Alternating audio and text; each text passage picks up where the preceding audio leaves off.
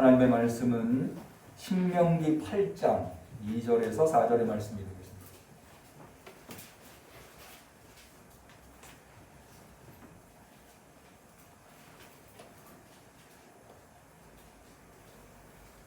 대강절 셋째 주일, 특별히 사무총회가 있는 주일에 하나님께서 사랑하는 우리 응암교회 성도님들에게 주신 소중한 하나님의 말씀, 신명기 8장 2절에서 4절 말씀, 우리 정성껏 하나님의 말씀을 한 목소리로 공독합니다. 내 하나님 여호와께서 이 40년 동안에 너로 광야의 길을 걷게 하신 것을 기억하라. 이는 너를 낮추시며 너를 시험하사 내 마음이 어떠한지 그 명령을 지키는지 아니 지키는지 알려 하심이라. 너를 낮추시며 너로 줄이게 하시며 또 너로 알지 못하며 내 열조도 알지 못하던 만나를 내게 먹이신 것은 사람이 떡으로만 사는 것이 아니요 여호와의 입에서 나오는 모든 말씀으로 사는 줄을 너로 알게 하려 하심이니라. 이 40년 동안에 내 의복이 해지지 아니하였고 내 발이 부르지 아니하였느니라. 아멘. 예배에 비대면 예배를 기본으로 하되 예배에 참여하실 수 있는 분 20명으로 제한을 해서 어려움이 많이 있음에도 불구하고 우리 성도님께서 이렇게 적극적으로 참여하시고 협조해 주시고 양해해 주셔서 오늘 예배와 사무총회를 갖출 수 있게 되었습니다.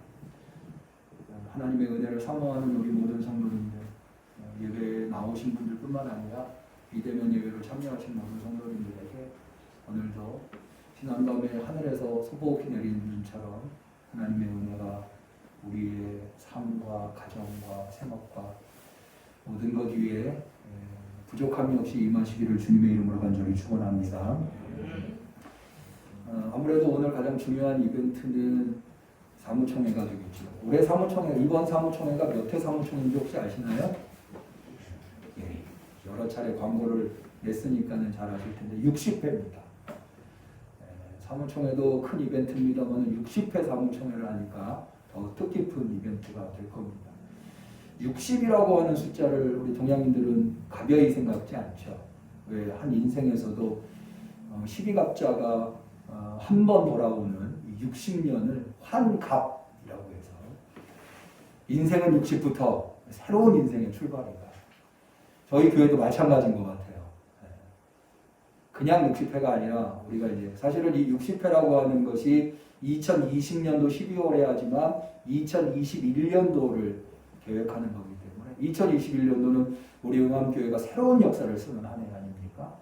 예상컨대 5월쯤이면 우리가 입당을 계획하고 있습니다. 저는 이 새성전을 생각하면 제가 굉장히 기분이 좋고 희망이 벅차나 봐요. 제가 얼마 전에 꿈을 꿨는데요. 우리 교회가 새 성전을 졌는데 그 성전이 얼마나 아름답고 좋은지 너무 좋더라고요. 근데 실제로는 그렇지 않지만 꿈속에 있는 새 성전은요. 우리 교회가 얼마나 큰지 교회 안에 길이 지나갈 정도로 이렇게 크고 좋은 새 성전이 있는 것을 제가 꿈을 통해서 봤습니다. 아마 다 같으신 심정일 거예요. 지난 3년, 거의 4년을 채우죠. 우리가 5월에 입당을 한다 해도 2017년 7월에 나왔으니까 거의 만 4년을 채우는 셈이에요. 그동안의 고생의 결실이기 때문에. 그래서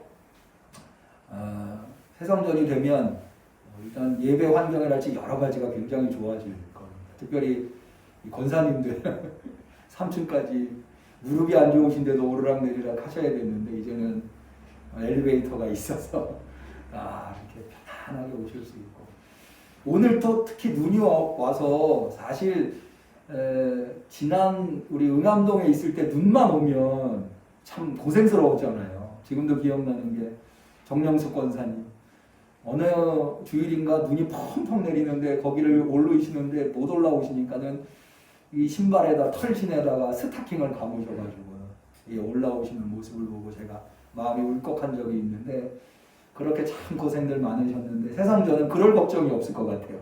왜냐하면 거의 평지니까 오시기에도 용이하시고 참 여러 가지로 뿐만 아니라 건물만 새로워지고 예배 환경만 새로워지는 게 아니라 예상컨대 또 새로운 우리 성도들도 생겨나게 될 겁니다. 사람이 바뀌면 새로운 역사를 쓸 수 있지 않겠습니까? 이런저런 이유들 때문에 우리가 가슴 벅차 있습니다. 그런데요, 그렇게 새성전만 생각하면, 그리고 조금만 더 참으면 새성전에 들어갈 수 있다고 하는 벅차오르는 기대감 가지고 있는 우리들에게 이 순간 꼭 들어야 할 하나님의 말씀이 있다고 한다면 저는 그게 바로 오늘 우리가 읽은 신명기 8장에 나와 있는 모세의 설교라고 생각을 합니다. 왜냐하면 모세가 지금 누구를 대상으로 설교를 하고 있는가 하면 광야 40년을 지나와서 이제 조만간에 가나안 땅에 들어갈 이스라엘 백성에게 너희가 가나안 땅에 들어가기 전에 꼭 이것만큼은 기억해야 한다 라고 하시는 말씀, 그것이 바로 오늘 우리가 읽은 말씀이거든요. 그런데 그 기억해야 한다, 너희들이 이 땅에 들어가면 이것만큼은 잊어버리지 말고 기억해야 한다고 한 이 모세의 간곡한, 사실은 모세가 지금 유언하고 있는 겁니다. 우리가 다 알다시피 모세는 가나안 땅에 못 들어가잖아요. 안타깝게도. 그러니까는 가나안 땅에 자기는 들어가지 못하지만 가나안 땅에 들어갈 이 이스라엘 사랑하는 이스라엘 백성들이 어찌하든지 가나안 땅에서 복된 하나님의 백성이 되기 위해서 마지막 유언과도 같이 남긴 말씀이 바로 오늘 우리가 읽은 본문의 말씀이거든요. 사실 이스라엘 백성은 이 모세의 유언과도 같은 간곡한 호소를, 이건 하나님의 말씀인데 하나님의 호소를 들었어야 했는데 듣지 못해서 결국에는 실패한 역사를 쓰게 됩니다. 가나안 땅에서. 저는 우리 응암교회 성도님들이 오늘 이 말씀을 마음에 아로새겨서 2021년도 새성전을 기대하면서 벅찬 가슴 속에 사무총회를 하려고 하는 우리 성도들이 이스라엘처럼 실패하지 않고 이 말씀을 마음에 새겨서 우리 새성전에서 성공할 수 있는, 정말 새 역사를 써갈 수 있는 귀한 성도님들과 응암교회가 되시기를 축원합니다. 그럼 그게 뭐냐? 다시 본문으로 돌아가 볼까요? 2절. 내 하나님 여호와께서 이 40년 동안에 너로 광야의 길을 걷게 하신 것을 기억하라. 너로 40년 동안 광야의 길을 걷게 하신 것, 이걸 기억하라. 한번 따라해 보시겠습니까? 이 40년 동안에 너로 광야의 길을 걷게 하신 것을 기억하라. 할렐루야. 지긋지긋한 광야 40년. 왜 도대체 이제는 그것을 청산하고 가나안 땅으로 들어가는 이스라엘 백성한테 하나님은 모세를 통해서 니들이 지금 가나안 땅에 들어가지만 절대로 이 광야 40년을 잊어버려서는 안 된다. 왜 이렇게 얘기합니까? 남자분들, 군대 갔다 오신 분들, 군대 제대하면 그쪽으로는 한양길도 안 본다고 얘기할 정도로 잊어버리고 싶은 고생, 그것도 한두 해도 아니고 무려 40년을 고생한 이 광야를 왜 잊어버리지 말라고 하나님은 요청하시는 것일까요? 그것은 바로 광야 40년이 있기 때문에 이스라엘이 가나안 땅을 차지할 수 있었다고 하는 것에 이유가 있습니다. 다시 말해서 광야 40년의 결과로 이스라엘이 가나안 땅을 차지했다는 거예요. 그래서 광야 40년을 잊지 말라는 거예요. 광야 40년은 이스라엘에게 형벌이 아니라 하나님이 아들을 징계하듯 내린 징계였다는 거예요. 5절을 볼까요? 너는 사람이 그 아들을 징계함 같이 내 하나님 여호와께서 너를 징계하시는 줄을 마음에 생각하고.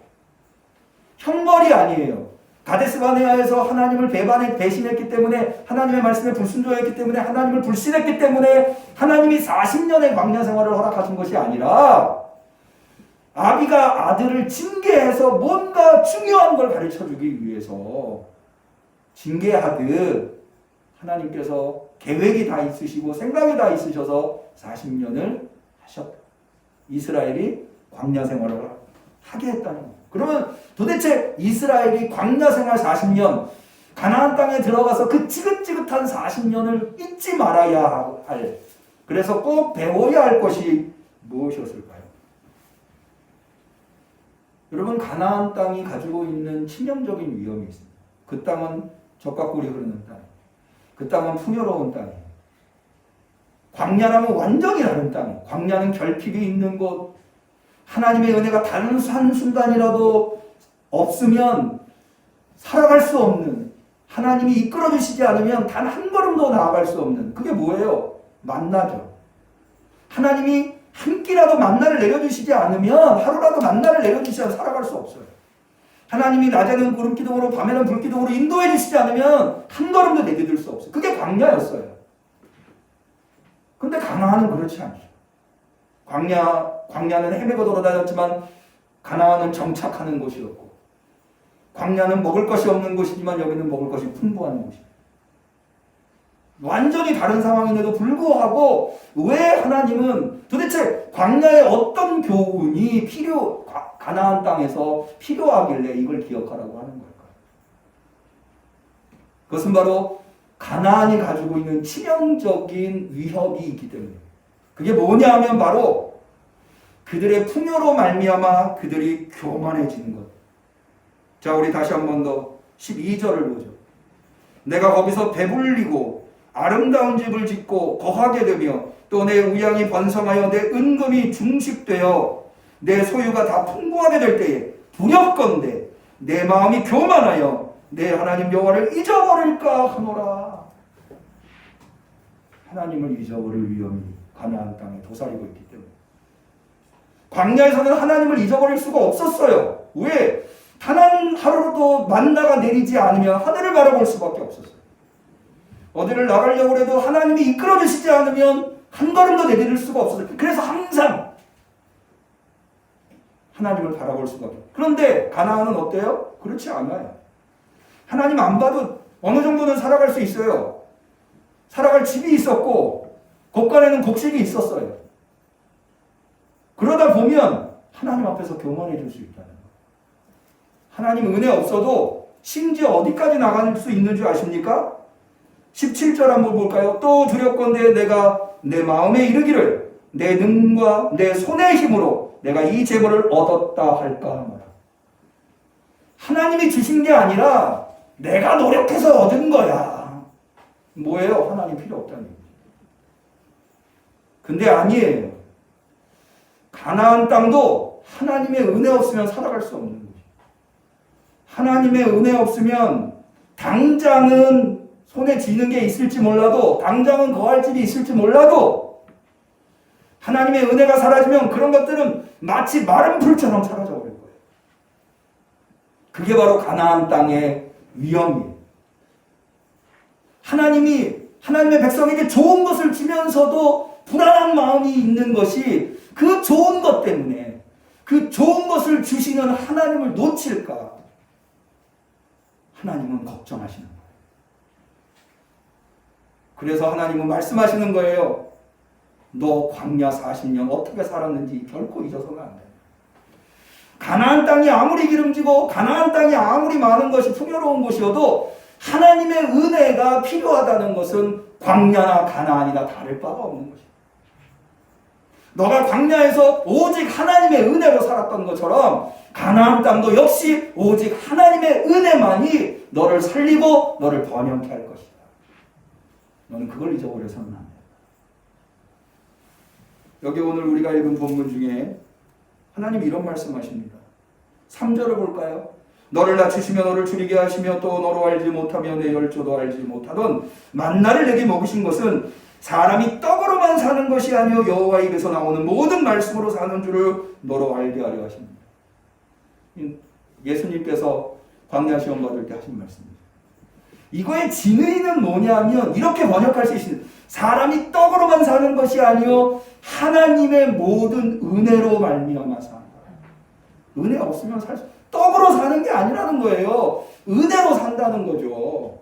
다시 저를 따라해 보세요. 사람이 떡으로만 살 것이 아니요 오직 하나님의 은혜로 산다. 그게 광야 생활이었어요. 40년을 매일같이 그것을 경험했어요. 그런데 그건 하나님의 교훈이었던 거예요. 왜? 가나안 땅에서도 하나님의 은혜 없이는 살 수 없습니다. 여전히 가나안 땅에 풍요롭고 기름지지만 그곳에서도 하나님의 은혜 없이는 살 수 없습니다. 이거를 잊어버리면 안 돼요. 그러므로 광야는 이스라엘에게 복의 근원이 됩니다. 광야 없이 가나안 땅이 없었듯 광야를 잊어버리는 순간 가나안도 없어지게 되는 거예요. 저는 이 말씀이 너무 마음에 와닿아요. 오늘 이 예배를 통해서, 설교를 통해서 저는 이 말씀이 여러분들의 심장에 박히기를 바라요. 그 말씀이 어떤 말씀이냐면 바로 8장 16절의 말씀입니다. 보실까요? 하나님이 이렇게 말씀하십니다. 내 열조도 알지 못하던 만나를 광야에서 내게 먹이셨나니 이는 다 너를 낮추시며 너를 시험하사 마침내 내게 복을 주려 하심이었느니라. 마침내! 여러분, 하나님이 왜 이스라엘에게 광야를 허락하셨습니까? 마침내 내게 복을 주려 하십니다. 할렐루야. 하나님이 우리 응암교회에게 예상치 못한 4년이라고 하는 40년에 미치지 못하지만 적어도 거기에 10분의 1은 되는 4년이라고 하는 어렵고 힘든 환경에서 예배를 드릴 수 있도록 하신 이유는 마침내 우리 응암교회 성도들을 복을 주려 하려 하심이었더라. 할렐루야.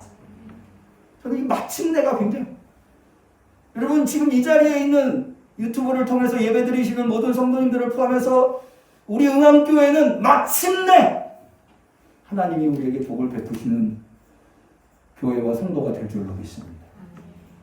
무엇을 잊어버리지 않느냐? 우리는 하나님의 은혜로 살아가는 자. 모든 것이 하나님의 은혜로 됐다. 한 번 더 마지막으로 따라요. 저를 따라서 한번 읽어보시겠습니다. 이는 다 너를 따라서, 이는 다 너를 낮추시며 너를 시험하사 마침내 내게 복을 주려 하심이었느니라. 할렐루야. 기도하겠습니다. 하나님 감사합니다. 마침내 우리한테 복을 주시는 하나님, 절대로 광야를 잊어버리지 않겠습니다. 우리가 하나님의 은혜로만 살아갈 수 있다고 하는 걸 잊어버리지 않겠습니다. 주님, 우리 응암교회 2021년도 마침내 복을 받는 교회와 성도가 되게 하옵소서. 예수님의 이름으로 기도 올리옵나이다.